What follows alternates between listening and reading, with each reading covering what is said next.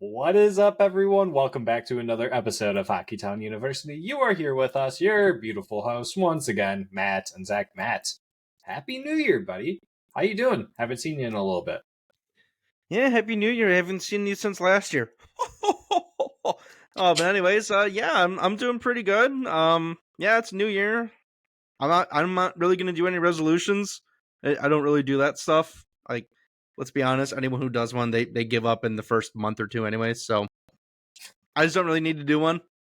I hope the one group of people who is doing a resolution is the Red Wings. I want them to have the New Year's resolution to play hockey better. I know that was Michael Rasmussen's resolution, and it came true. So hopefully everyone on the team is deciding to do that. And they got a win last night, so that's pretty cool. Let's you know what? Let's go undefeated in 2024. We're 1-0 so far. Let's keep going. No Love losses in 2024. Love the positivity that you're trying to bring into this year. Thank you. It's much needed, especially after a really not bad 2023, right? But seems like that there were probably more downs than there were ups, right? But Yeah. no, and we'll talk about that too. But yeah, Happy New Year, buddy. Welcome back, everyone. Let's kind of go ahead and jump into things in today. What do we got? We're going to stick with it. We're going to go straight into game notes, just recapping the Boston Bruins game and the San Jose Sharks game, which was last night. We are recording Wednesday. It is 7 p.m. at night, Eastern Standard Time. We will then go into the main topics, Red Wings news, and then around the league news to close it off. So, Matt, let's go ahead and jump into it. But before we do, we want to thank you all for stopping by. For those that are returning, if you are new, thank you for stopping by and watching and listening to us. We really do appreciate it. And if you would be as so kind to go ahead and hit that subscribe button if you have not already, and make sure you're hitting the thumbs up button, the like button. It really does go a long way for us. Turns the frowns upside down, right, Matt? Yes.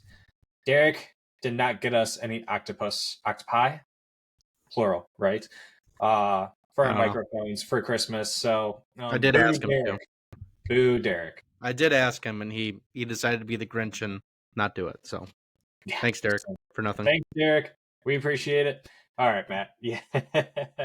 If you are on Spotify, make sure that you are following us and that you are rating us 5 stars as well.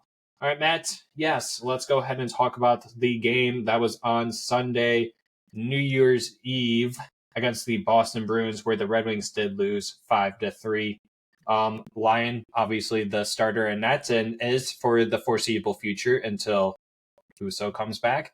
And even when Husso comes back, Lyon will probably majorly take over the starting reins until Husso shows that he's capable to take that back over as the number one goaltender. But going into the game, Red Wings had a decent first period, but with less than a minute left into the first period, Boston Bruins were able to get one up on the board. Honestly, that was kind of a dagger to the heart, because then you go into the second period where the Red Wings continue to fall behind, where they are down now 2-0. Jake Wallman finally was able to get us up onto the board, and then Ben Sherratt, a couple minutes later, was able to get us tied 2-2. Going into the third period, though, Charlie Coyle was able to take the lead back for the Boston Bruins. Then it kind of just went from there with Jake DeBrusk making it 4-2. JT Comfort getting us a power play goal. But nonetheless, Pavel Zacha with another empty net goal along with Jake DeBrusk making it 5-3. Matt, what did you think about this game? Yeah, I mean, it wasn't like a horrible effort. I think actually when the Red Wings are playing Boston, you do kind of expect a little bit more, which is kind of funny to say since I think right now they're the best team in the NHL. Boo, still frauds. But yeah, the Red Wings usually play pretty well against Boston. Now we're 2-3 against Boston this year. So, or 2 for 3, excuse me, not 2 and 3. Yeah, so we've played pretty well against them. I still think, all things considered, they kind of got goalied a little bit. I think they actually played pretty well. This is really honestly one of their more recent all around performances.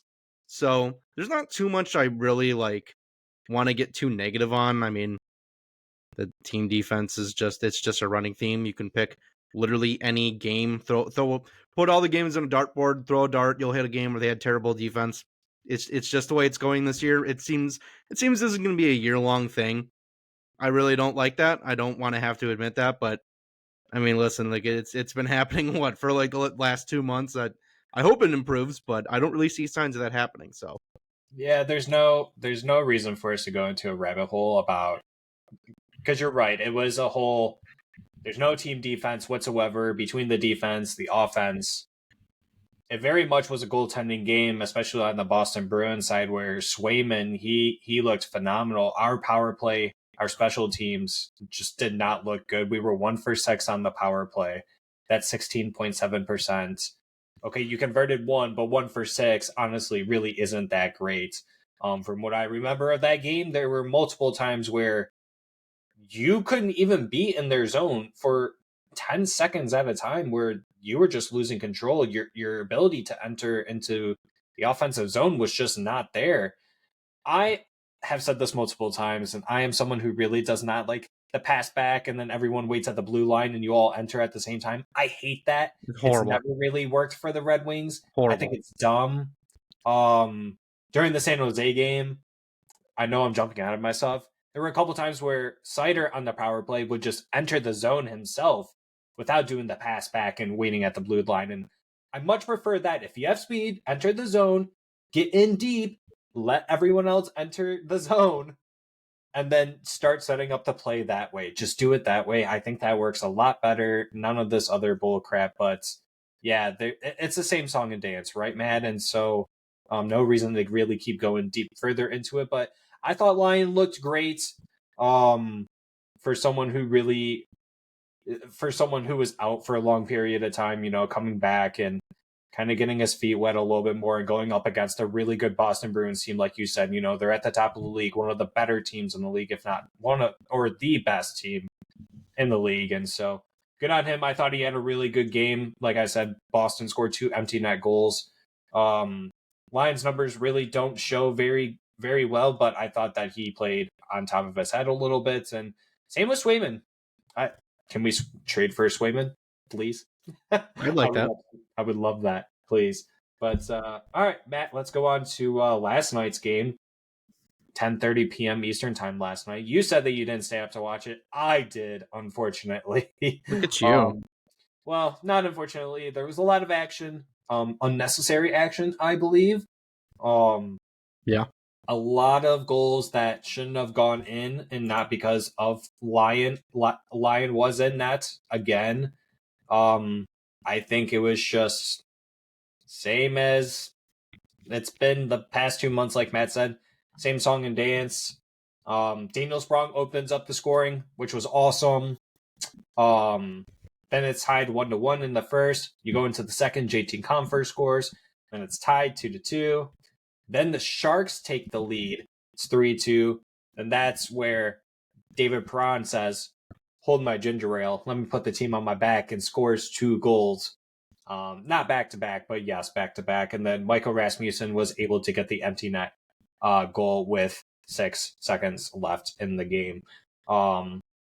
Matt, Daddy P, 2 goals. Daniel Sprong, 1 goal, 1 assist. Lucas Raymond, 3 assists.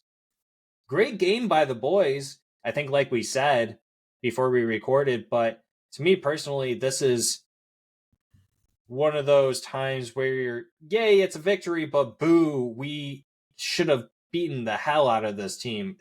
5-4 or 5-3. That's at one point we were losing 3-2. It never should have gotten this close. But what do you think overall about the game? I don't really know what it is with the Red Wings just playing down to their competition. It's actually not really even like playing down at this point. It's really just playing the game that the other team wants you to play. They just always fall into that trap somehow, no matter what team they're playing against. So, I feel like they definitely should have. I wouldn't say blow them out. Like they can't really blow teams out because they'll let in 3+ goals a night. So like how do you really blow teams out unless you're scoring like 9 or 10 goals? So blowouts don't really happen for this team. I think this is a pretty ugly win, which is kind of pathetic to say. It's the worst team in the league, which I mean, I guess we did lose to them once. That's still ridiculous. I don't know how that happened, but yeah, it's an ugly win. And to be honest, when your goaltending has been as bad as it is, and we'll get into that later, and then of course, the whole team defense is bad. You really do need to find ways to win ugly. That's exactly what this team needs to do. They count all the same as any other win. A win is a win, so it doesn't really matter. But Yeah. this might just be the type of game the Wings have to play to get into the playoffs. And yeah, once again, the playoffs, this definitely won't work. You're not going to be able to play games like this in the playoffs. But you know what? They'll be in, hopefully, and then we'll go from there. Yeah, and I don't even know how much longer they can continue doing this, Matt, because since the game last night, when Detroit scores 4+ goals, they're 18-0-3. So they've never lost. They've only lost in overtime 3 times, right? But when they score 3 or less goals, they're 0-16-1. They've never won scoring 3 or less goals. So they saw San Jose scoring 3 goals last night. They said, we are not about to lose to them. We have to score 4 goals. That means we automatically win pretty much. And so that's what they went out and did. But this is not sustainable whatsoever. And I think that the Red Wings can still... This is not a portrayal. This is a portrayal, actually, of the whole entire season for the Red Wings, right? It's that it's... Sweet, we won, but at the cost of letting in, 4 goals when we scored 5, and it's a roller coaster, and we have a headache now because it's always up and down. And then you go into the games where you get blown out. I don't know how much longer they can keep doing this, man. Yeah, how much longer is this sustainable? How much longer is this sustainable? Maybe the whole year until you get in the playoffs. I don't really know, to be honest, because that's crazy. Every single win they've had, 4+ goals. To be honest, I want to bring it to like a positive little sort of side. In past years, like offense is actually why we were losing games, but now it's the defense. So I guess this is like you plug one hole and then 2 more pop up. So that's kind of annoying. Yeah. I mean, I would love to be able to have a goalie steal 1 game, please, 1 game, because I mean, you're pretty much asking for whoever's on the offense. I mean, any given night, you're just asking for them to have just the night of the season, I guess. Like, it's a lot to ask, and that's definitely not going to be sustainable if you make it to the playoffs. I mean, we know exactly how this type of hockey is played. All the teams tighten up a lot more, a lot less mistakes are made. Teams really go into more of like a prevent defense, and I mean, you need a solid goalie in the playoffs. It's always, I mean, not even just in the playoffs to get to the cup. Like, I mean, you saw Bobrovsky last year on the Panthers. Like, nobody had that team penciled in to go to the cup, and Bobrovsky just comes out of nowhere and puts the team on his shoulders. You need that type of goalie. And all 3 goalies on this roster, if you put them all together into 1 goalie, they're probably not going to be able to do that. So, yeah, I really don't know how sustainable this is. Hopefully for the rest of the year, and then you get in the offseason and you try and fix some things. I don't really know. I mean, it doesn't seem like this is a thing that's going to stop, to be completely honest with you. I think this is going to be the whole season. It's like this. I hope that it's not like that for the rest of the season. I don't think it's going to be like that for the rest of the season. I think at some point that they will go on a winning stretch once... I'm not saying that Husso is going to be the answer, but, once everything starts picking up, I don't know, maybe once they realize that Evanson might be a better plug-in player than a Hall or Jeff Petrie, things might start to get a little bit better, but we're just going to have to wait and see, and that's going to be something we'll talk about in our main topic, right? What's going into 2024 with Steve Yzerman and the team. But let's just go ahead and talk about that stuff, right? Let's just talk about, it's the new year. Is this going to be a new Red Wings team? 2024. What does 2024 have in store for us? Here, one thing I have to ask is, should Steve Yzerman make a trade to improve this team? We're talking about playoffs, and this is sustainable. You're saying you hope that it's sustainable. I'm saying that I don't think it is, but I think this team can can win and continue or be a playoff team, but do you think that they should make a trade going into the playoffs this season? Well, maybe I don't really know, to be honest with you. You're gonna have to ask me again in March. I don't really know. Currently they're just outside of the second wild card spot. I mean, I think they're tied in points with I think it's with the Penguins and the Devils. So those are two teams that I expect us to be fighting with that last playoff spot for probably the rest of the season. I think the big difference is honestly going to come down to, well, actually, I don't know. Maybe there's two differences, like team defense and goaltending. That's really it. I mean, you watch those teams, and like even the Devils, they don't have very good goaltending either. They're actually kind of similar to the Red Wings, where they really only win their games based on scoring a lot of goals. That's how they've been winning their games. And yeah, Vanacek has not been great. I guess the same could be said for Pittsburgh's goaltending, although it's gotten a little bit better, and their team defense has gotten a little bit better too. So I really think with all three of those teams, that team defense is going to be the biggest factor in who's going to get in and who's going to stay out. Yeah, I mean, just like you said, you're naming off a couple different teams, and you're looking at a couple different teams. I mean, the Washington Capitals, their goaltending situation isn't exactly the greatest. I mean, you got the Panthers are starting to kick off a little bit too. I mean, Bobrovsky, I don't really have. How much faith do you really have in a Bobrovsky? You look at Matt Tkachuk, he's not really filling it in there, but they finally have. They got him back a while ago, but Ekblad and I think Brandon Montour, they were both out for a little bit when the season started, so they got their defense ramping up. Toronto doesn't have any goaltending. Tampa Bay, their defense is kind of falling apart, but their whole team really is. They're getting older, and they've lost a lot of players throughout the years. Like you said, Vanacek too. Goaltending right now is up in the air. That's with a lot of teams, but with this defense, to answer the question, should Steve Yzerman make a trade to improve the team? Yes, and I don't think it's going to be on defense. I think that it's going to be a forward player. I think watching some of these games as of late, the last 5, 6, maybe 7 games, it's not just on the defensive side in terms of our players playing defense, but our players on the offense when they play defense. And so I think that's there's quite a bit of players on the offense that aren't playing defense like they're supposed to. And so I think if you can get one of those players that isn't going to cost you a lot, like a fourth, maybe a third at most, a fifth, go ahead and do it. But you have to give up someone. And so if you can get someone to take on Kopp, Petrie, maybe even Mata, Hall, I don't know how.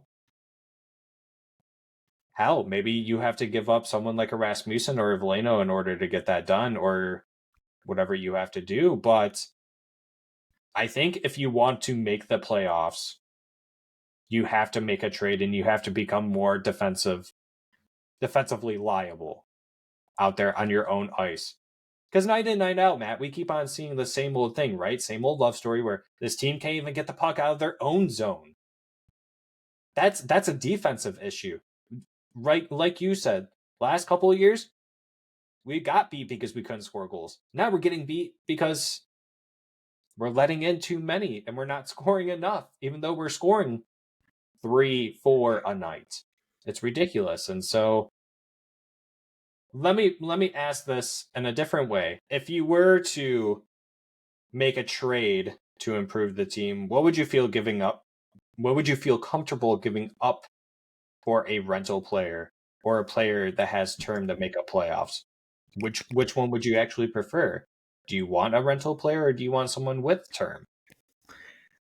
Well, me personally, I actually think I'll go ahead and expand on this, because the main trade that I really want to make is a goaltender, and it's not really only just because of how bad they've been this year. After next year, we don't even know what the future of goaltending is going to be in Detroit. Ville Husso will be up with his deal. Reimer will, thank God, be gone after this year, and Lyon will be up too. And I got to be completely honest with you, I don't really feel comfortable going into next year with our tandem being Husso and Lyon. Like, sure, Lyon's been fine. He hasn't been a starter level, but he's been the best out of the three, which really isn't saying much. I would absolutely love if we actually are in a playoff spot by the trade deadline and we want to push into the playoffs. I would personally love to get a goalie with some term because it really solves two problems. Number one, your goaltending, which you'll need to show up to get into the playoffs. And number two, maybe you'll have the guy, depending on who it is, for the next 2, 3, 4 seasons. And that definitely makes you feel a lot more comfortable and more patient with the guys like Kosa and Augustine. You don't have to rush them up to the NHL in any time soon. And I don't really want to go the free agency route for a goaltender again. That is pretty much what we've been doing since 2019. It really hasn't worked once. It worked for like half a season with Husso, and that was about it. So I would personally love to trade for a goalie with some term. I don't really know who that is. I haven't really looked into that too much. I really think my first obvious choice would be John Gibson out in Anaheim. I know a lot of Red Wings fans, you included, have really kind of targeted him as a guy to bring over. He's getting a little bit older. I think he's around like 30 or 31 or something like that. But hopefully he could just be like a, like a, not like long term, but like a middle term guy as your answer for the starter. But that's really what I want. I don't think this defense is going to be fixed by one person or one player coming in through a trade. I really think this is like the whole team has to buy into playing a more defensive style. Like look at Philly, dude. Look at Philly of Tortorella. They all buy in. Every single player on there is bought into the team defense mindset that Tortorella has brought there, and it's getting them results. They're in a playoff spot right now. So I think that's what needs to happen. I think we need a reliable goaltender because you really aren't going to go anywhere in the playoffs without one of those. And we just need to hope that it works out for the long term. Yeah. Oh, where do I start? Okay. Yeah. You touched on, to me, you touched on a lot. So I will say, I will agree with you. I think if you're going into the trade deadline and you can't fix your defense from now until trade deadline, if the defense does not figure itself out, and by defense, I mean as a team as a whole, we know what we have in our defensive players, right? We know that Bencherot, Petrie, Mata, Hall, not the greatest pairings, right? And so and I was going to ask this question, would you waive a D-man or two to bring up Evanson and Albert Johansson? And at this point, I would. And even if you did have them both, I don't think it's like you said that they would automatically give you that push to be in a playoff spot and give you the extra oomph to get into there. So I'll agree with you that you should be targeting a goaltender with term. But what do you feel comfortable giving up for him to do that? Because you're right. I don't think Husso's the answer. I don't think Lyon's the answer. And going into next season, I don't feel confident with them.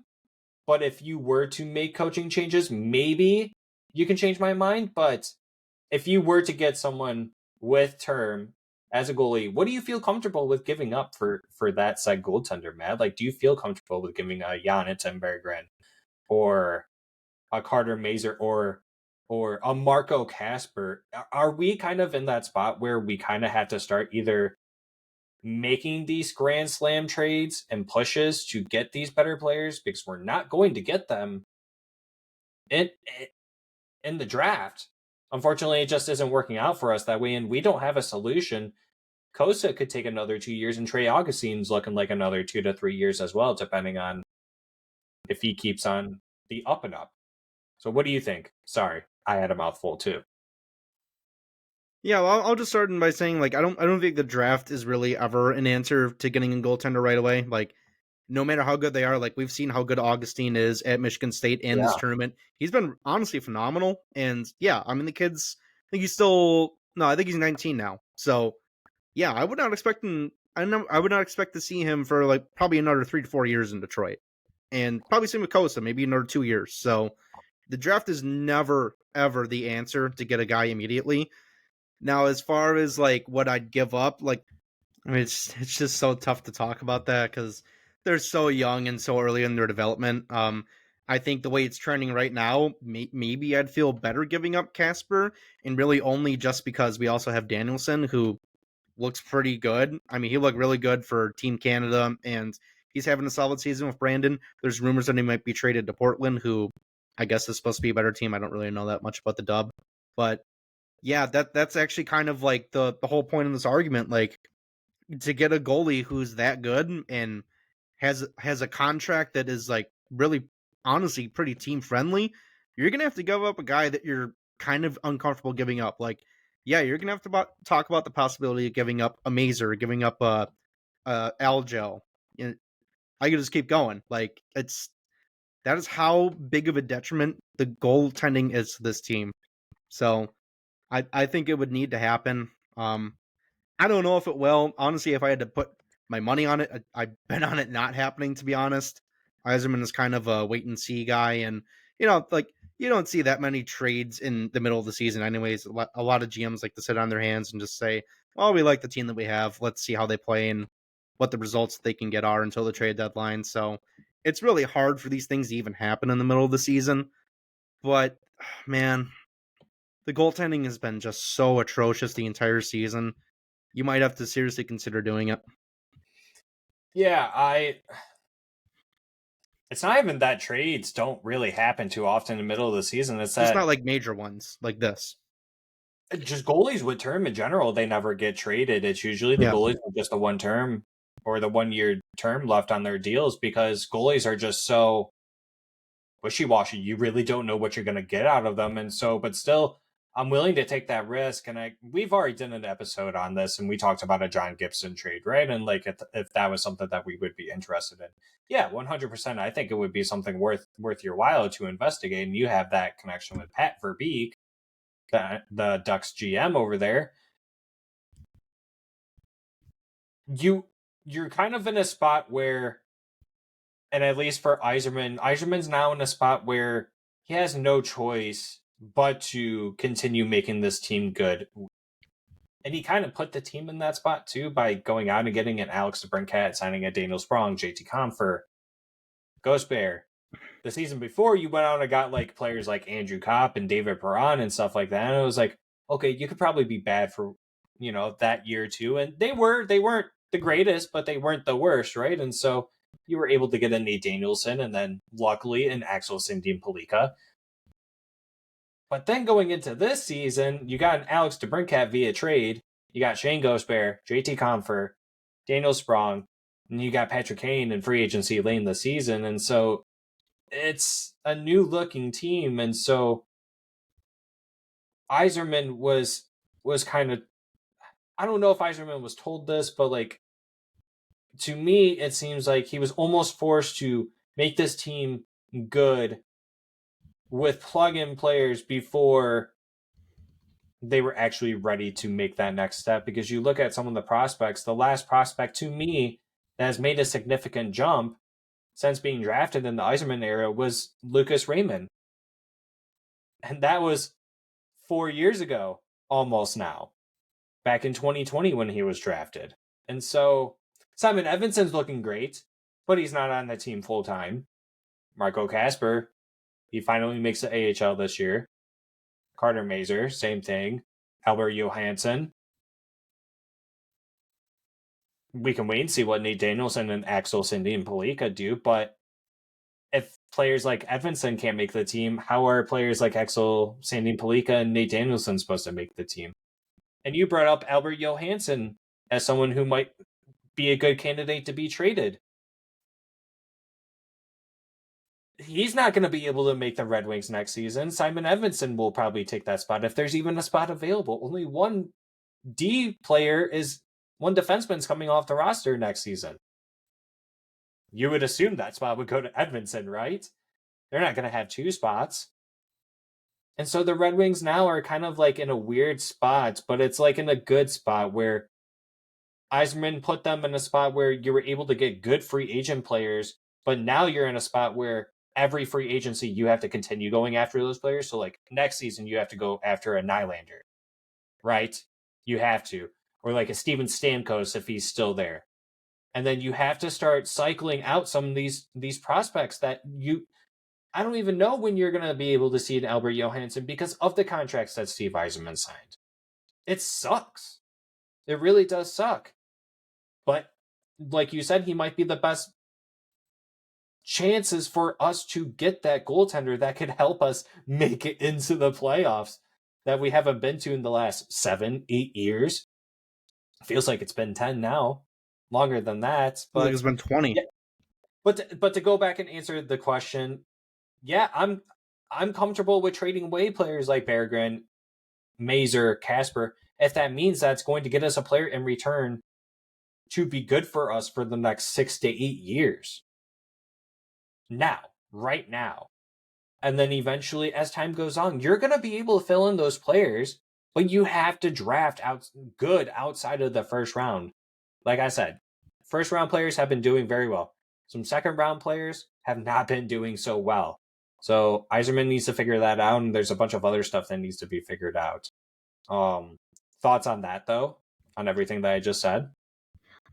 See, I think a lot of people like to judge the success of a rebuild just depending on how good the prospects are and how quick they make it to the NHL. And I really don't think that's the only way that it can work. I mean, if you have a player out there who you think you can trade for, if you're Steve Yzerman, and you think that if they're on this team, they will improve us vastly and help us get in the playoffs, and your price starts at Albert Johansson, Carter Mazer, Marco Kasper, you got to pay it. Like, that's not that the rebuild is not solved once all these guys come up. Like, I mean, it is. That's not the only way it can happen, though. I mean, look at Vegas. Look at how they built that cup-winning team. That Jack Eichel trade, there was like 3 young Vegas players in that trade. The Mark Stone trade, bunch of young players in that trade. When they got, I'm blanking on the others, but those are the 2 main ones. And yeah, they had a lot of draft capital in that. They had a lot of prospects that they sent over, and they built a cup-winning team. So, I mean, sometimes that's what you have to do to bring your team to the next level, is go out and get those elite players that, yeah, they cost a lot, but once you get them on the team, your team is way, way better. So maybe that's the route that Yzerman has to take if these guys aren't ready. Maybe he has to look at some other teams that could use a little injection of youth, and they have some players that they, for the right package would trade over. Maybe that's what he has to do. I also kind of don't really think it's fair to judge like Marco Kasper and Carter Mazer, all these younger guys, on still not being on the team. I mean, Carter Mazer was a 3rd round pick. If he was an NHL ready guy, he would have gone in like the top 3 or 5 of that draft. And, we picked 8th. We got Marco Kasper. I think a lot of people knew at the time that he was not really like a raw prospect, but he didn't have the skill just yet to compete in the NHL. But if he was given the proper time and developed the right way, he could make noise in the NHL. That's just kind of the way that Yzerman has made these picks. I mean, look at Nate Danielson. It's the exact same thing. Really well-rounded guy. Doesn't have the highest skill, but once he gets in the NHL, should be a really good all-around player. That's the type of guys he goes for. And, I mean, we're not winning draft lotteries. I don't have to bring it up again, because everyone has talked about it until they're blue in the face. But if we did, we'd have more prospects up. So that's just the way it goes. I think a lot of there's also the factor of patience coming in here too. Yzerman is not really a guy who likes to rush players up until they have deemed that they're worthy of being in the NHL. So that's pretty much it. That's pretty much all I have to say about that. That it's just, I think he's going about it a different way than a lot of other people would like him to, and it's been frustrating for people. Yeah, and I would agree with that, because I'm frustrated at the fact that Grand Rapids has a team that I've wanted the Red Wings to be since the rebuild began, was having all these really good young prospects play night in, night out. You know what I mean? I love that too. That's what we've always wanted, and Grand Rapids is now getting to see that, and luckily for them, that's awesome. I think that's phenomenal that you get to see, all this young talent trying to flourish and learn how to be night in, night out pros, over there. I just think that's great, and I'm very jealous of that. And so, yeah, and it is frustrating that it's very different. It's not the same approach as, like the Senators are doing, or like the Arizona Coyotes are doing, or, some of these other teams. And yeah, the Red Wings have never been gifted like that super elite star talent, but eventually they have to somehow get them. And if that's not through free agency, or if that's not through the draft, which is, that window is pretty much gone. I'll give it 1 or 2 more years, but it's pretty much gone. You have to do it via trade. And Matt, would you agree with me on this, that's what the Red Wings need to do in order to not only be a playoff team, but be a Stanley Cup winner, is to sign a player that's better than Larkin or trade for one? Would you agree with me on that? Well, to be completely honest, I think they've already done it. Like Patrick Kane, he's been incredible since he's come in. DeBrincat, I think he's leading the team in points. I think they have 2 players on the team that are not, if not better than Larkin, they're just as good. So I absolutely love that. I actually think it's already happened, to be honest with you. But here's the other thing that's on the offensive side. Now they need to do the same thing on the defensive side. They need to get a guy who's better than Seider. Get 2 guys who are better than Seider. Yeah, that's exactly what needs to happen. Then get a goaltender. That's all they need to do. That's it. Yeah, I've been saying that for a couple of weeks now to my buddy Carlo. Shout out to you, Carlo, out there in Canada land. Yeah, I think this is no offense to Jake Wallman or to Simon Edmondson. If Simon Edmondson, you're not going to put him paired up with Mo Seider next season, right? And so Jake Wallman and Mo Seider both, we see the numbers, right, that they are getting the hardest minutes and deployments out of anybody in the NHL right now. And so you want to have good defense, you have to have good talent on your defense too, right? And so I think if you can get someone to replace Jake Wallman in that spot, or someone that could swap with Jake Wallman in that top pairing and that second pairing role on the left side, that would be awesome. They tried doing it with Shane Ghostbear for whatever reason. It just wasn't working. I think him and Mo Seider are just kind of too similar in players in that sense. I don't know. But yeah, I would agree with you, Matt. I think, going out and getting, if you somehow can get an elite 2C, or not 2C, second or top, a number 2 top pairing defenseman, I think that really does help out the team along the way. And sorry for cutting you off, but continue on with what you were going on about. Yeah, I mean, you pretty much just picked up where I left off. Like, yeah, you absolutely just need to go out there and you need to get a reliable partner for Seider. I mean, we thought that was Wallman, and for a little while it was, but for whatever reason, he's kind of taken a step backwards. Maybe that's due to injury. Who really knows? I really honestly can't say. But, maybe you already have the guys in the system. Here's my mandatory once an episode talking about ASP. Maybe he's the answer. You never know. I mean, the only thing about that is you can't really just wait around and see if he is better. You kind of need to get one now, because hopefully, the window is opening for the Red Wings to compete for the playoffs and then, go on to the promised land. I really hope that window, if it's not opening this season, it's next season.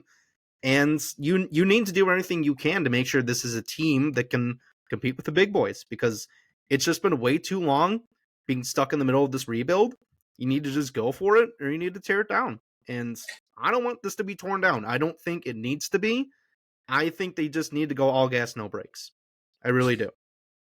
I would agree with you on that, and it's all gas, no brakes, in terms of either you allow some of these prospects to make the jump onto the roster, and so you can see what they can provide for you and let them play it out, or you go out trading them for players that can come in and help you out right now because you don't feel like waiting for them.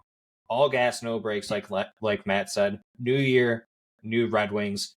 Let's see what Steve Yzerman has in store for us this year in 2024.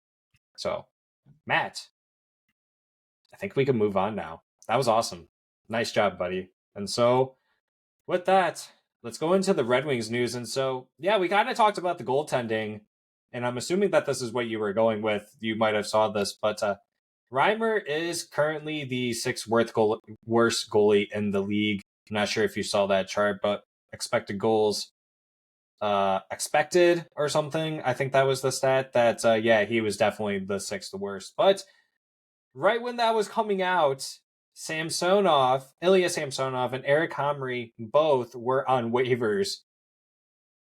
Would you have picked either one of them up answer that yes or no real quick. No. Okay, are you shocked that we did not pick either of them up? Absolutely not. Because Samsonov is the worst in the league for goals expected for, or whatever the stat was, and then I'm not sure where Eric Comrie was, but you didn't want to try Eric Comrie for the second time. Yeah, I was about to say we already did it. Yeah, I mean, we have the 6th worst goaltender in the league. We don't need also the 1st and 2nd worst goaltender in the league. We're trying to improve the goaltending, not make it worse. It's already very bad. Yeah, I mean, was Eric Comrie actually the second? I didn't think he was the second. I can't remember. I have no idea, to be honest. I know that Samsonov was the worst. I mean, I will say this about Samsonov. Like, he has the talent to play in the NHL. We've seen it. We've seen it in Washington. We've seen it last year in Toronto. I don't really know what's going on with him. Maybe he just has the Jack Campbell syndrome or the Alex Nedeljkovic syndrome. I really honestly couldn't tell you. But no, I'm not taking a flyer on that. We need to be taking the guys who are good, and they're not good. Matt, so let's go into talking about the World Junior Championship. And so, kind of talking about Nate Danielson earlier, not really, but going in depth about him. Nate Danielson was knocked out of the tournament with Team Canada, losing to Team. Is it Czechia now? Is that how you? Yeah, it's Czechia now. It's Czechia. Okay, I just want to be correct. Awesome. So they lost to them 3-2 in overtime. Danielson finished the tournament with 1 goal, 2 assists, +2, playing 3rd and 4th line throughout the whole tournament, which to me makes absolutely no sense. I don't know if it was the eliminate or the game that they lost in, but one of the games they had him posted for like the 4th line on the wing or something, if I remember correctly. I was just like, this is just dumb. I don't know what's up with Team Canada. Obviously, clearly their goaltending hasn't been there the last few years, but I don't know what it is with Team Canada. They haven't been showing out like they usually do, being a powerhouse. But Matt, great tournament by Nate Danielson, but I got a question for you. Is Nate Danielson the top 2C of the future for the Detroit Red Wings? Steve Yzerman better hope so. It's got to be somebody. The kid's 19. I don't know. I hope so. I definitely hope so. He looks really good. I will say this. He looks very, very good. I mean, he was playing 4th line minutes, but there are a few games I watched that he was one of their best players. He generates chances from pretty much all over the ice. There was 1 goal, I think it was in like the first game they played, that it was tipped off him. He made some really good passing plays to some guys in front of the net. I thought he looked the part. I thought he looked really good. It seemed like for a lot of the sequences Canada had, just no matter who they were playing, like when they had extended offensive zone time, it was when Danielson was on the ice. So he's a guy who already at this age is really well-rounded. He doesn't make very many mistakes, and he's shown that he can make plays to just about anybody. So I really like what I saw from him, even though he was playing on the 4th line, which I still think that was insane. Like, I guess in theory, this is a pretty stacked team, even though they had the result that they did. But yeah, I think even just the fact that he played on Team Canada is really tremendous for his development. I think he's going to impress a lot of teams in the WHL, which is why you hear his name in trade rumors. And yeah, I hope he goes on to a playoff team and goes for the Memorial Cup. I think he can be a big part of whatever team he plays for in the playoffs. And a big championship run, that really helps with his development too, and gets him, a little taste of that winning culture, which hopefully when he gets on the Red Wings, he'll be competing for Stanley Cups. So yeah, I really like Danielson. I think that he's trending upwards as far as prospects go. 100%. He's definitely trending upwards. I would definitely place him in the top 3 Detroit Red Wings prospects right now. We could save that for a different date, but Nate Danielson, top 2C of the future. I sure do hope so. I think Yzerman probably hopes so, and I think all of you watching and listening agree with us in that. And so, going in, looking back at some of the games that he played during this tournament, there were multiple shifts where being on the 4th line or the 3rd line where he created multiple opportunities, thus created longer shifts for him to be out there on the ice. And playing against Czechia, when I watched them play, there was quite a few different moments where, yeah, he got extended period of play on shifts because you just heard his name. Nate Danielson with the shot. Nate Danielson making the pass. There's Nate Danielson, Nate Danielson, Nate Danielson. I mean, when he was out there, he was out there. You heard his name, and he was always in the right spots doing the exact right things that you needed from your player, whatever line that they were playing on. And I think it's a little ridiculous. And like Matt said, I know how stacked that this team was, but with the inconsistencies and the issues that they were having in the prelims, you would have thought that they would have shaken up the roster a little bit more than putting Nate Danielson down on the fourth line. Am I being a little biased? Yes, 100%. I am a Red Wings fan, and this is my prospect. I want him to get more playing time. I mean, it's not even like bias. Like, you look at all of like the performances for every player on that team. Like, Nate Danielson showed up in every single game. It's not even a bias. Yeah. Like, he far and away was one of the better players on that team. Like, sure, they got carried by Macklin Celebrini. That's not really a surprise. He's going to be the next superstar in the NHL. And to be honest, like, from some of the bigger names, like the Matt Savoys and the Jordan Dumais, they didn't really do that much of anything in this tournament. They seemed to kind of be overthinking the game a little bit and not really sticking to their fundamentals. And that's honestly why I think Yzerman really likes Danielson, because he's a guy who plays the game the way it's meant to be played. You know, he obviously listens to all the coaching that comes his way, and he just plays a really solid game. Like, everything that he does, from his passing, his defending, his skating, his vision on the ice, it's all crystal clear. He doesn't really try to do like, I mean, I guess like fancy moves or anything. He doesn't overthink the play. He plays the way he knows how to play, and it works for him. Yzerman has his mold, and it's hockey smarts, that's for sure. Some does. Hockey IQ, loves himself some hockey IQ in his hockey players, and sometimes that kind of comes back and hurts him. You know what else he loves about his players? I mean, he's a team captain in Brandon, and he loves his captains. He's always taking guys of leadership qualities. He loves leadership qualities. That's just another bonus.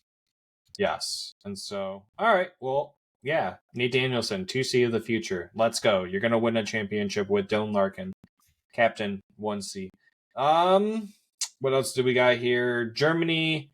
Kevin Bicker had a fantastic tournament, playing in the top 6 and also playing majority in net front. There were quite a few times where you would hear his name where he was involved in just standing in front of the net, creating scoring opportunities for Team Germany. And so getting points doesn't necessarily mean that you are a quality factor to your team's success. But, you know, I could tell you this, the Detroit Red Wings could benefit from having a Kevin Bicker type of player on their team right now. I can't tell you, Matt, the Red Wings do not get in front of the opposing team's nets, and we are very soft in front of our own nets. We do not knock players out. And so he finished the tournament with 2 assists as a -3, but they will be playing to not get relegated. I believe that still happens in this tournament. And I think that they're going up against, is it Switzerland? Yeah, I think it's no, it's not Switzerland. It's I can't remember who it is. I think it's Norway or something. I don't even remember. Yeah, sorry, Norway. I got their logo mixed up. Their logo, their flag. Yeah. Okay, so Kevin Bicker and then Axel Sandin-Pellikka. This is where we kind of go into depth a little bit more about this player, who scores the overtime winner to advance Sweden to the semis over Switzerland. Okay, Matt, read the quote. Oh, darn. I was actually not ready. So after he scored that overtime goal, he had honestly one of the most metal quotes I've ever seen in my entire life. Completely magical. It's pretty unbelievable to score a goal in just that situation. We had a knife to our throats, and it's just such a relief. What a fucking boss. I love this guy. I mean, I didn't think I could love him any more than I actually do, but here we are. Like, he's been, for sure, Team Sweden's best defenseman. You know, they actually have some really good players on that team. I actually think before this tournament started, I said on this show I would not be surprised if they actually end up taking gold in this tournament, because they're honestly a wagon. Like, you go look at all the guys that are on there, like, they're all high draft picks. They're all guys that will be in the NHL one day, lighting it up. Sandin-Pellikka will be part of that group. Yeah, he's everything that we've been looking for in a defenseman. You know, he kind of rounds out that prospect pool. And To be honest, I've got a pretty hot take for you, Zach. I think you already know what it's going to be. I think he's our best prospect right now. I really genuinely do. Over guys like Simon Edvinsson, Jonathan Berggren, who are much older. I think he's better than them. I really do. So I'm so excited to see him one day in the wing wheel. It's a matter of when, not if, with this kid. He will be on this team. I wouldn't be surprised if he's our next Calder winner. I'm really getting ahead of myself right now, but I don't care. I just love this kid. Yeah, no, I mean the comparison hype is there. I mean, a lot of people are comparing, at least people in Red Wings Twitter sphere and social media sphere, whatever you want to call it, Red Wings fandom, they're all calling for Erik Karlsson comparison to Axel Sandin Pellikka. And yeah, sweet. I love it. Yeah, choo choo. Like I'm on that train. Hell yeah. Like, we gotta temper them though, right? Because Oh yeah. do we really think that he's going to get there? Is he going to hit that stride? Do we think that he's actually going to be an Erik Karlsson type of player? We want that, but how much of that can he get there to? And so, yeah, Matt getting a little far of himself, talking about Calder. We don't even know when this guy's going to even make it to North America. I'm pretty sure he's still signed with Sweden Next for year. one more season. He Sweden will be like, sorry, you're too good, kid. You have to go to North America. You have to play in Detroit.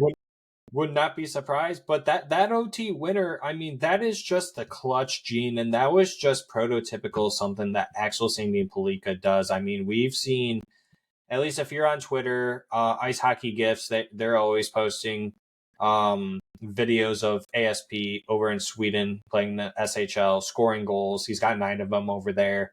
And so, yeah, it's just one of those situations where it was just prototypical ASP. Oh, there he goes doing it again. Like, no surprise, but hot damn, we love seeing it every single time. And it was just nuts. And in overtime, I think that really does give them a chip going into the semis and then potentially going and playing for gold or bronze, whatever it is, that they're going to walk out with being happy, and that you can go walking out of this tournament saying, ASP was one of the better players for Team Sweden, and I'm very thankful that he is a Detroit Red Wings prospect, because you got players like Tom Willander, you also got Anton Johansson, who has been playing very minimal minutes, but yeah, they are a very stacked team, Matt, and like I said on the last episode, I wouldn't be surprised either if Team Sweden walked out of here with gold.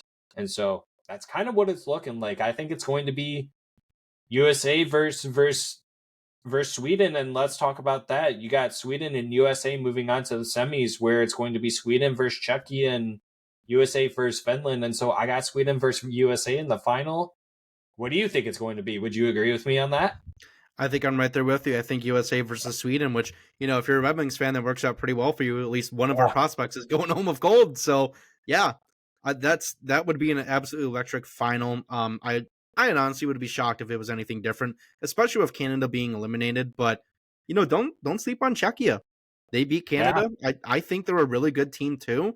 They could make some noise. I guess I wouldn't be surprised to see them in there, but it's going to be tough getting past one of USA or Sweden to get in there. So yeah, I think that'll be the final. If I really had to put money on it, I don't even know if this is something you can bet. I don't think it is, but if I had to put money on it, I think I'd bet on Sweden. I really would. I think that they're just such a complete team. The U.S. has shown that they can score a lot of goals, but this Swedish defense, I think it's going to be a really tough test against them, and their goaltending is very good too. So I think it's going to be a battle of the juggernauts. It's honestly going to be one of the better finals we've had in recent memory, to be honest. Yeah, I think with USA's deep scoring forward threat that they have up against a Sweden's tough shutdown defensive core that they have is going to make for really, really fun finals if it is Team USA versus Team Sweden in the finals for gold. And so, yeah, it could be Trey Augustine versus Axel Sandin Pellikka and Anton Johansson for gold and silver. And so, yeah, one of them's going to be walking away happy, and the other one hopefully still happy, but we'll be happy because they're Red Wings prospects. And so, Matt, at the end of the day, that's the real winner, being a Red Wings prospect. That's a real gold. True. And so, Matt, let's go ahead and finish it off with around the league news. And so I don't really have a lot of around the league news other than the Professional Women's Hockey League inaugural season actually begins tonight at 6 p.m. Central Standard Time, and that was over an hour ago, with Minnesota playing against Boston. I tried to see if they had names for their teams yet, and I don't think that they do. If they do, please leave them down in the comments. I would love to know what they are. And then Matt, well, first, do you have anything to say about the PWHL? I want to watch them. I want to watch more than a couple games. I actually want to watch a lot of their games and see how sick their players are and see if, what the NHL can do to get them promoted more and see if more teams can get added into this league. Yeah, I mean, I'm very excited to watch. I will try and keep up with it. I mean, there's so much going on in the sports world with our Lions getting in the playoffs, and hopefully they'll make some noise there. Our Michigan Wolverines, well, they're mine. I don't know if you root for them, but they're Go in the Blue. national championship. Go Blue. Yeah, go Blue. Absolutely, they're in the national championship. I got to be completely honest with you. I'm not really focusing on anything until after that game happens. But yeah, I'll try and watch some games. I watched a little bit of the preseason. I mean, these ladies have some skill, man. Like, honestly, it's not much different from the men's game. It's a little bit less physical, but yeah, it's still just as exciting as the men's game. And I really hope it gets to a point where we have every single team in the PWHL and they're affiliated with one NHL team in each city. I would love to have the Red Wings and then the Detroit team, the Bruins and then the Boston team, the Arizona Coyotes and the women's team on the moon. I would absolutely love that. So I hope it can get to that point. I think the NHL really needs to help this league market itself because in years past it has kind of failed to do that, and that's kind of done in these past leagues. I hope this is different this time around because the women, they need a league to show off their skill. Like, I know everybody dogs on the WNBA, but believe it or not, it's a pretty popular league. A lot of people like to watch the WNBA, and I think hockey needs that too. They need that equivalent league to the men's, and hopefully this is it. Hopefully it sticks around for a while and it's very successful. But yeah, I will try and watch some games, and I don't know if I want to pick a team to root for just yet. Hopefully we get a Detroit team, and you best believe I'll be all over them. So yeah, it's very exciting. I can't wait to see where it goes. And then finally, Alexander Ovechkin is 64 goals away from tying Wayne Gretzky's goal record, 894 to 830. Ovi is signed for 2 more years after this season at like a ridiculous $9.5 million cap hit. Matt, can Ovi break it before his contract ends with the Washington Capitals? And to continue with that question, it's a two-parter. Can he do it before his contract ends? Yes or no?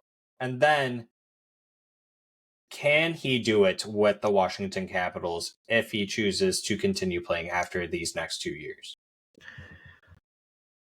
Okay, so I'll answer the second part first. Honestly, the way he's looked this year, I think it's probably going to take him another year, maybe another couple of years. He's been pretty bad this year, but he's picked it up recently, actually. So I think he will get there. Honestly, if you're Washington, just keep re-signing him until he gets a record. Like, listen, actually, no, never mind what I was going to say. They actually look pretty decent this year. They might get in a wild card spot. So yeah, I really think he can do it. I think he will do it with Washington, to be honest. I just can't imagine him in any other uniform, and Washington for sure doesn't want that to happen. I don't think he does either. So I think they'll just keep paying him until he does it, and then he'll just ride off into the sunset. I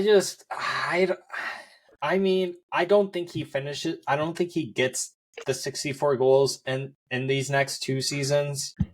Unless something dramatic happens with Washington where he just booms and gets 40 goals again randomly. I don't see it happening. I think Washington would love to sign him until he breaks it, but I don't think he's ever going to be able to break it being with Washington. He'll be 45 by the time that happens. I think in order for Ovi to break this record, he needs to go to a team on a minimum contract that's really good, and someone just feeds him the puck and he just takes clap bombs all day. That's me. I mean, that might happen when Washington just finally falls off a cliff. I think we all thought it would have been this year. Yeah, when he retires, I don't think they're going to have much to play for, to be completely honest with you. Like, they do have some good young players, but I don't think it's going to be enough to build on to have another run like they had in 2018. Yeah, no, I think he does it with this team. I don't know. I mean, if you're out of the playoffs this year and you're Washington, maybe you want to just, like, next year just focus on him breaking the record and that's it. Because, like, that's a big deal. Like, they're going to hang a banner for that. Absolutely. So you think, okay. So you think in 2 years when his contract is over, you think both the Washington Capitals and Alexander Ovechkin want to commit with each other to get him to break it with them? Yeah, I do. Yeah. And it only has to be a 1-year deal. I mean, what is he now? Like 36, 37? Like, you don't really pay veterans long-term anyways. Okay, but you just signed him. This last contract he was in, it was a 5 by 9.5. Did he really? I mean, like 9.5. Like, yeah, so he signed it when he was what, like 32? I mean, he was still scoring 50 goals a year, so that's not really that crazy. I just think that they're not going to sign him to another 5-year contract. They're not going to do that. Well, no, I just think they're going to be so bad in 2 years that, like, who's going to be able to give him the puck to score? I mean, he's got, what, like 8 goals, I think, so far this season. Like, it's not looking that good. So, like, they're going to be bad. And so, like, at that point, is he just doing it because, like, oh, well, they're paying me well, and, like, there's really not that much pressure. So if I get 10 goals, I get 10 goals. No, I mean, I don't break. I think if you think that Ovi is going to do that, you don't understand the type of player Ovi is. Like, he will always be competing for more than just a goal record. He will be competing for Stanley Cups. That's what he wants to do. For a free car from the All-Star games? Yeah, sure, that too. I mean, if that's what he's going to get, then so be it. But yeah, like pretty much every single year, he's been doing what he does because he wants to get the team to that next Stanley Cup. And even before they won the Stanley Cup, he's not out there like scoring 50 goals because he had 1 goal in mind when he got drafted. Oh, I want to break Wayne Gretzky's record. No, I mean, if he gets to the Stanley Cup and he won a Stanley Cup, like every single year, if he's competing to get back to the promised land and do the thing again, and if he has to score 50 goals to do it, so be it. That's what he's going for. I think the fans, maybe even some people in the front office, they want him there just to break the record. I think a guy like Ovi, he wants to stay there because he wants to win another cup with the Washington Capitals. I think that's what it is. Well, it's not going to happen, but he's not going to get the cup. No. I really don't think that he's going to break the goal scoring record staying with the Caps. I think he needs to go to a different team, but let's go ahead and close it off there, Matt. I think that's something that we can go on for another half an hour talking about. We've done this long enough. And so, Matt, final thoughts, buddy. Take it away. Yeah, I mean, I'm excited for the next year of Red Wings hockey. That's about it. I hope we can get in the playoffs. I guess we'll see. Yeah, and you brought up New Year's resolutions. So what are you hoping for in a new year, new Red Wings 2024? What expectation, real quick? Well, I think my expectation is they play defense better. I know that's a lot to ask for, but it needs to happen. It really genuinely does. Like these goaltenders, they are at this point. There's not a single one who's going to stand on their head every single night. For sure, it's not going to be Reimer. It hasn't been Husso, and it's not going to be Lyon. You need to play better defense in front of them. You can't leave them out to dry. It happens at least once every single game that there's a goal where the goaltender's left out to dry. That can't happen. It just can't happen. They need to stop doing that. So I think you fix this goaltending and this little skid we've been on through team defense. It needs to happen. You already have the goal scoring. It's the next piece of the puzzle. Nice. Those are your final thoughts? Yep. Sick. My final thoughts are, let's go Red Wings. Expectations for this year. Yeah, I just want to... My expectation is not to make the playoffs. My expectation is to continue getting better as a team, put out better defense, stop leaving our goalies shock straps out to dry, hanging on the wire for everyone in the arena to see. I think moving forward, all gas, no brakes, like Matt said. Enough of just doing that in the first period. Do it throughout the whole entire game. Steve Yzerman, also for you, I think at trade deadline, you get your feet wet, you make small trades, you give up small assets, fourth round picks in 2025, 2026, whatever. Get plug-in players. But going into next season, it's not playtime anymore. You went out and got an Alex DeBrincat, other big-name players. You got a Kane. I don't even want to think about trading Kane if we aren't a playoff contending team come trade deadline day. I want him to stay. Now's when you can start talking to players that are on one-year deals, that are on expiring contracts. Start talking to some of these players. Start thinking about who you want to target this offseason. Like I said, you got Nylander, got Stamkos, just to name off a couple players. If you want to become a Stanley Cup contending team in the next 2 to 3 years, you have to start going after some of these star players that are Larkin, DeBrincat level tier or higher. Something's got to give, and so that's what I think Yzerman needs to do. Either start bringing up some of these young prospects, start trading them for players that can help out right now.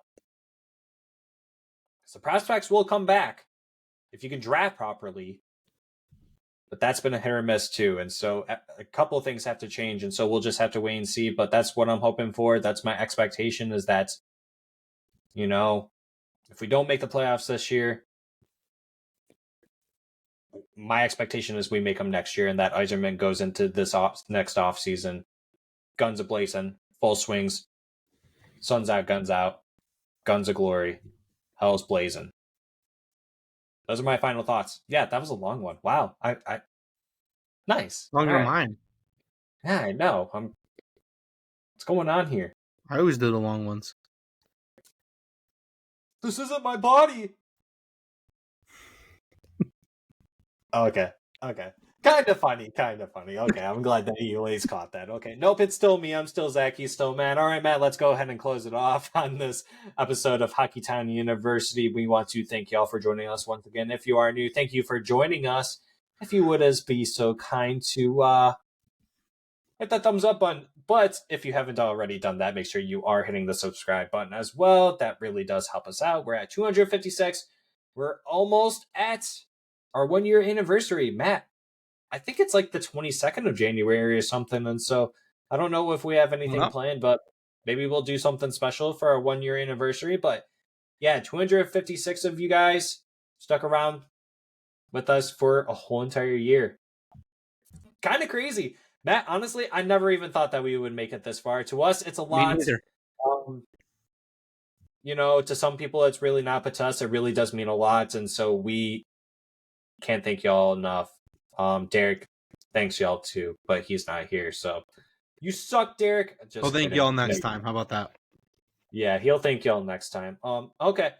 Let's go ahead and close it off, Matt. And until next time, we'll see y'all on the next one on Hockeytown University. Bye. Bye-bye. Bye.